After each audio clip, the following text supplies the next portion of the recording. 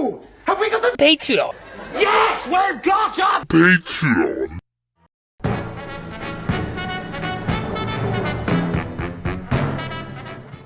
Hey ho everybody, it's Scott the Human from Admiralty Entertainment, and it's time for another toy tour! Yay! Yes, it is Scott from Admiralty Entertainment, and we are doing a toy tour this time of Muppets figures! Now this particular shelf is comprised of pretty much two different lines. One is the wonderful Palisades Muppet line, which is very highly regarded. It's personally one of my favourite licensed toy lines of all time. But there's also some pieces from the Diamond Select Muppets line, which we'll go through as we take a look at these guys. But this is kind of unique in my collection in that they're not mostly actually mine. Most of them actually belong to my brother. He has, relocated and sort of, given me custody of these guys. So it's not quite my collection, but I am very honoured to have these guys on my shelves. And again, like a lot of the toy tours that we do, this is only what can actually fit in this wonderful little shelf here. There is, fantastic play sets that Palisades did for their Muppet line, some of the best play sets of all time in my opinion. But of course there's just not the room to be able to fit them all into that one little shelf there. But yeah, there's some fantastic toys here, so let's take a look at them, shall we? We do of course start off in the centre here with the man himself, Kermit the Frog. Classic Palisades figure right there from the very first series, and even there you can see the sort of quality that they had there with that wonderful sculpting that they did to give him that texture. The paintwork is nice and sharp and everything like that. The articulation is good for what it needs to be. There's some articulation there that you wouldn't necessarily expect, but at the same time it's quite an old figure, so the articulation is less mobile than what you'd expect nowadays. But it's more than adequate for what we really need Kermit the Frog for, which is hosting duties for the Muppet Show. Yay! But yeah, a fantastic, solid figure that they managed to knock out of the park right from the get-go. Absolutely wonderful. And so, with him looked at, let's sort of go from side to side here. We can see, of course, Gonzo and Camilla. That Gonzo is the burgundy tuxedo one, which is my preferred version of Gonzo. They did, of course, do a stuntman sort of look to him, which looked cool and came with I think it even actually came with a cannon that you could fit him in, which again is a testament to how awesome some of the Palisades accessories were. But yeah, that sort of burgundy outfit is the sort of default civilian outfit, which I love seeing him backstage, and again they captured it so magnificently. I would say great, but he's already a great Gonzo. But even just look at some of the slight shading that they did on the figure's nose there, which really captures that sort of that felt foamy sort of look, which is just incredible. And of course, Fozzie Bear, another one of my favourite characters. Pretty much anyone performed by Frank Oz is fantastic, especially in the interactions with any character performed by Jim Henson. And the Jim and Frank dynamic is honestly, for my money, one of the greatest comedic pairings of the 20th century. Right up there with Laurel and Hardy and all that sort of thing. Fozzie Bear is, of course, fantastically done again. I mean, again, look at that sculpting. That is amazing for such, the age of it. Early 21st century, early 2000s. The paintwork is actually in there and subtle. When you can see some of the light shadings that they've done in there, even like within the ears and that sort of thing. You would think that they wouldn't put that much effort into something which is just a Muppets line, but Palisades really cared about everything there, and you can see the sculpting. They've also got the hat there.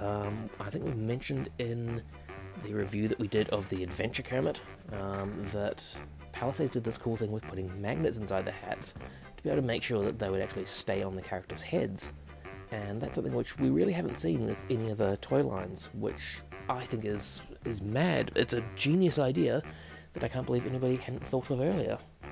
You kind of get around that a lot more these days with particularly sculpted interiors of hats and helmets and that sort of thing, which are meant to match the head that they go on, so they don't come off so easily, which is fantastic. They'll stay on, but they won't fall off. But having it, with that magnet in there, so they literally would not fall off, was utter genius. And again, the Palisades guys did a great job on those. We do of course have a penguin back there, and Rizzo. Rizzo, was really, sort of introduced to him through Muppets Take Manhattan. I believe he'd actually appeared earlier than that, but he sort of became more prominent there, and then in later incarnations, especially in that partnership between him and Gonzo. There's some similarities between him and another character that we'll come to as we go across the shelf. But yeah, I liked Rizzo. He was good fun. An interesting counterpoint, and a bit more sort of street level than some Muppets. But yeah, the chemistry that they developed between him and Gonzo was a lot of fun there. We do have Mana. Now he is of course not from the Palisades line. He's actually from the Diamond Select line. Diamond Select came out with their Muppets guys in a slightly different scale. It was more sort of in scale with most of the Diamond Select lines, which is a 7-inch action figure line, and their Muppets were sort of scaled appropriately rather than being necessarily in scale with the existing Palisades guides. But Mana is one of those guys that was never done by Palisades, so it's fantastic to actually have him. Scale-wise, yeah, I think he really probably should have been bigger to be able to fit in with the Palisades guys, and that's kind of a thing which I have with all the Diamond Select guns. But that's only because I have these Palisades guys to fit in with. But yeah, it's great that we did actually get him, and even then, looking at him, you look at the detail on the sculpting there, that's very cool. The paint work, perhaps not quite as detailed as what we've seen in some of the other guys, but you do take a look at the mane around his head there, and you've got some nice different shades of paint in there to be able to provide a bit of differentiation. So yeah, he's certainly a very good addition to the Muppet crew, and because Mana really only appeared in that fantastic segment, and not really too much with any other characters, you can kind of get away with him being, a different scale, and it doesn't look too weird. They were going to produce some snooths, so you could actually have the whole Mana sort of set going on there, but sadly they never made it out, which is a great shame. It would have been nice to be able to have that complete little sketch team together. But fingers crossed that someday, somehow, we will get Snooths, and we can do our own Manamanas. We do, of course, have in the background there two of my favourite Muppet characters, Statler and Waldorf, inside their seating box. We have taken a look, a full review of this on the channel, so take a look in the description down below to be able to find a link to that. Again, these guys are out of scale with the Palisades guys. Palisades did release individual versions of both Statler and Waldorf in their line, but they are, they're one of the ones that my brother actually has taken with him, which is sad. As I say, I love this line to death, but I was really excited that Diamond Select did decide to do these guys as a set. But even more so that they actually included their box, because then you can really get away with sort of fudging the scale on it by going, well, they're sitting up in their box, they're further away, so of course they're going to be smaller, and I think that works fantastically, and it's a really great job that they've done on sculpting and painting that box. These guys look fantastic, and having them even in this display, it works. Having them being a different scale, I don't mind it at all. And yeah, you can see the differences that they have sort of in the approach to the sculpting. These guys, you can see that they're much smoother rather than the more textured sort of look that all the Palisades guys have. But they look fantastic, and they fit their role really nicely. You can also see back there Crazy Harry. As a kid, certainly loved him. Anyone that basically exists just to cause explosions, fantastic. One of that, that very anarchic sense of humour that the Muppets had, which I think people don't really realise so much these days. They all think of it as, oh, it's family-friendly entertainment and all that sort of thing.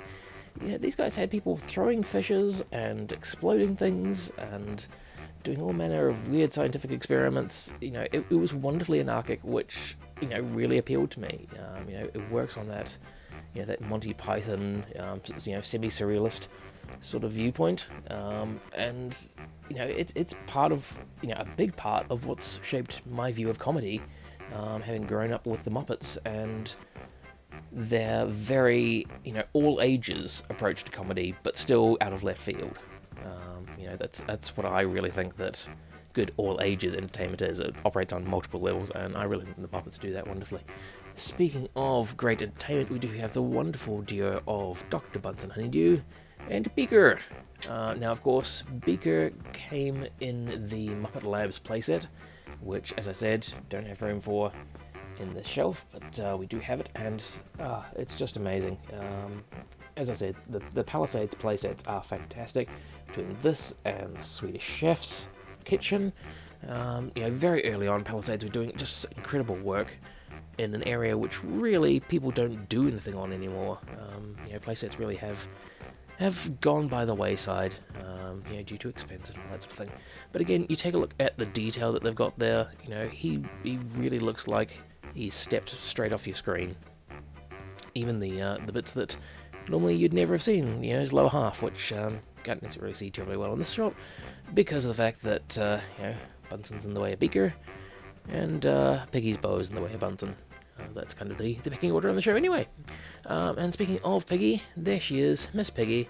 Again, a very early one, and I wouldn't have minded getting more Muppet Show variations of Piggy herself. They did do, I think there were a couple of versions of Piggy right in that first wave, different colours. And this is the one that we preferred, obviously. And we do have a Diamond Select little accessory there in terms of Foo-Foo, who is not, as I say, from the Palisades lot, but actually from the Diamond Select release, which, again, that scale you can kind of fudge because it's a tiny dog, and it doesn't matter if the dog's just a little bit more tinier, it's still fun. But yeah, I mean, Piggy looks great. But yeah, it would be nice to be able to see some more and kind of see some of the possibly more iconic looks for Miss Piggy in her gowns. We certainly got the first mate Piggy from Pigs in Space. But yeah, some of the civilian backstage sort of looks. He's got like a silver dress, which is one of the iconic looks from the Muppet Show series itself. I would have loved that. I certainly would have loved some of the like the Muppets Tonight's outfits and that sort of 90s and 2000s looks that we've seen in a lot of subsequent media and all that sort of thing, which Palisades was drawing on a wide variety of Muppet sources, which they could have done something with there. Maybe they had plans to and just didn't get around to it, I don't know. But yeah, certainly nothing wrong with this Piggy, but I would have liked to have seen more, and not in a weird way. Next to her we of course have Pepe the Prawn, kind of a divisive figure, I think. I really think that he is the next generation version of Rizzo.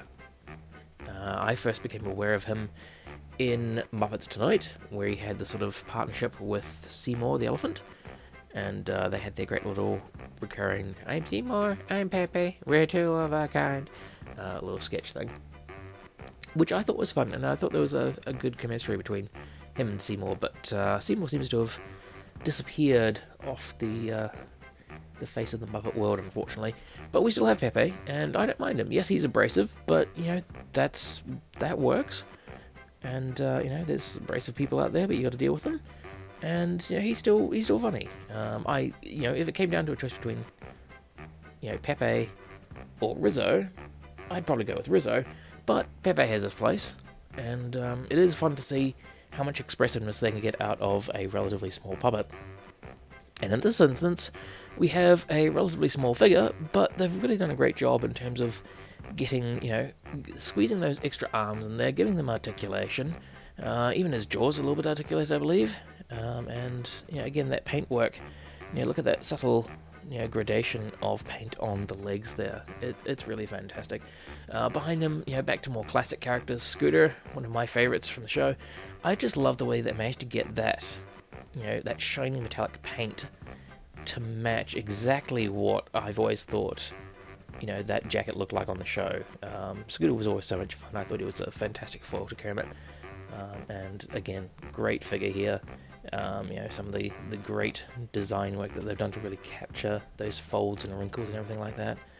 And of course, Rolf, a truly classic character, predating most of the other Muppets characters. When I was younger, we had a copy of Muppet 25th Anniversary on videotape that we'd seen on TV, and we'd taped it at the time. And one of my favourite bits during that particular show was a section from the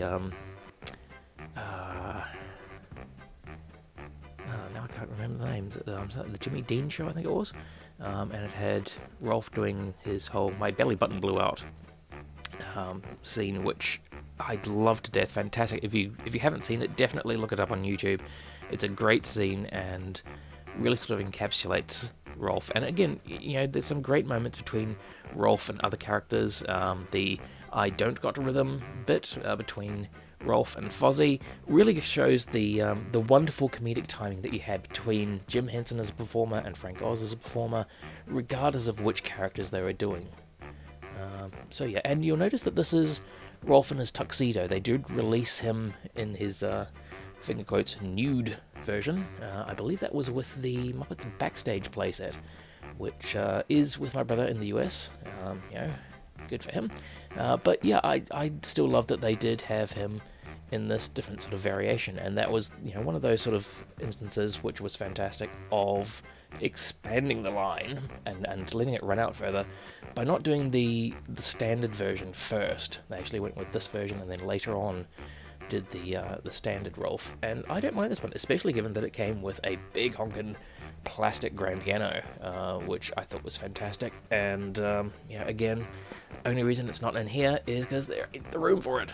But yeah, I love Rolf. Rolf's fantastic. We even have the Muppet Newsman in the back there. Some of the work the Palisades did in terms of sculpting the rest of the character, because most Muppets, of course, exist from the waist up. And I'm sure that they were given plenty of guidance by the Henson Company and all that sort of thing. But I'd really, honestly, never even thought of what the Muppet Newsman would look like from the waist down. They did a wonderful job in terms of creating that in this action figure. And then, of course, I hide it because he's in behind his news desk. Because he's a newsman. He's got to be behind his news desk in case there should be, falling bowling balls or, released orchestra instruments and that sort of thing. Again, another fantastic figure. I mean, you can just look at that shirt. All the paint application on getting that shirt right. We do, of course, have Dr. Teeth and the Electric Mayhem here. Some great accessories here. As you can see, this keyboard, there's so much detail being put into that. I mean, most companies wouldn't bother putting, like the little red light and all that sort of thing in there. Having it freestanding like that. You look at the amp that we've got here for Floyd Pepper, and look at the detailing that they've got in terms of the paint there. It's fantastic. So yeah, of course you do have Dr. Teeth, and again, this is what he looks like on his bottom half. It's great. I never would have thought that's what he looked like, but you see it, and it completely works with what we've always seen. Fantastic work. Of course, Floyd and Janice and Zoot. Again, Animal is released and he's out, but you can't have Animal without his drums. And the drums simply will not fit in this one little shelf here. But the fact that they did complete the band is fantastic, and look at them all. They look great. There were some weird choices in terms of they kept doing these swap variants in terms of colours. So like you had Floyd in a blue and Zoot, I can't remember what colour he came in, but it was a different one as well as this standard mustard. And some of them were like, I don't remember ever seeing those characters wearing those outfits in those colours. But the point is they still had the regular versions available, which is fantastic. The guitarists, Janice especially, just can't seem to hold on to a guitar. It's one of the great failings of the Palisades line, as far as I'm concerned, in that those musical instruments do have issues in terms of being able to hold them, just because the hands don't grip properly, and you do have those straps to be able to hold them on there, so they're still in their hands, but poor Janice keeps dropping hers, and she's terrible to try to stand on her own, so I do actually have her on a action figure stand there to be able to keep her up in the first place. But yeah, I mean, how can you not love having Dr. Teeth and the Electric Mayhem? One of the greatest fictional bands of all time. And last but certainly not least, in the back there, we do have the Swedish Chef himself. One of my favourite Muppet characters of all time. I've probably gone on far too much in this video about how much I love that collaboration between Jim and Frank Oz. And this is a character where that collaboration is rolled into one literal character, with Jim doing the head and Frank doing the hands. And honestly, pretty much any of the Swedish Chef's original segments on the Muppet Show are the greatest moments of comedic timing and wit and zaniness that I've ever seen.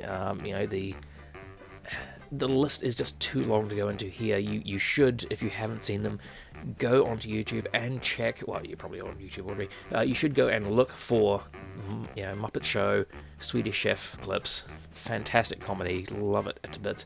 And again, the work that they did in recreating him is just amazing. I mean, you look at the sculpting of the folds of his apron there, the paintwork on his pants.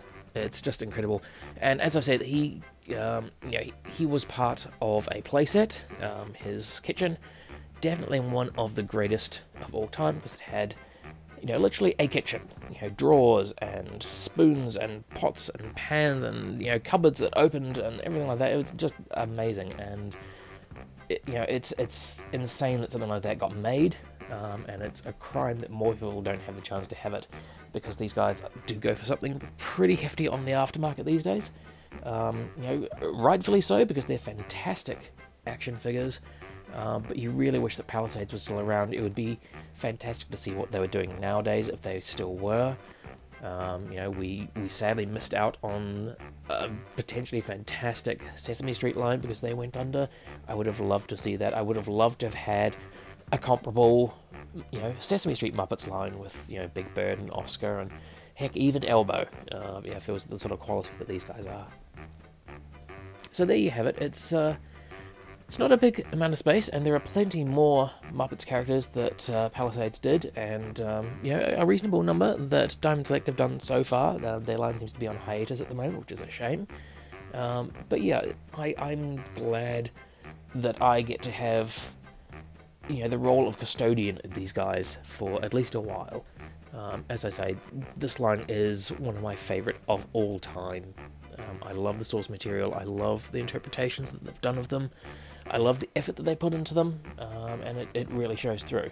And that shows on both the Diamond Select guys as well, but particularly the Palisades ones. I really can't hype up that line enough. I love them to pieces, and I'm so sorry that Palisades isn't around, giving us more wonderful Muppets, reissuing these guys and doing variants and all that sort of thing. You could easily get lost in the nostalgia and what could have been, but we're certainly thankful for what we did get. So those are my thoughts on this Muppet collection here. I hope you've enjoyed going on this little tour. Let us know what you thought, your thoughts on Muppets and Muppet action figures, and anything else in general. So please be sure to like, share, comment, subscribe, and we'll see you next time on the Admiralty Entertainment Show. Yay! Well, they say all good things come to an end. What's that got to do with this show?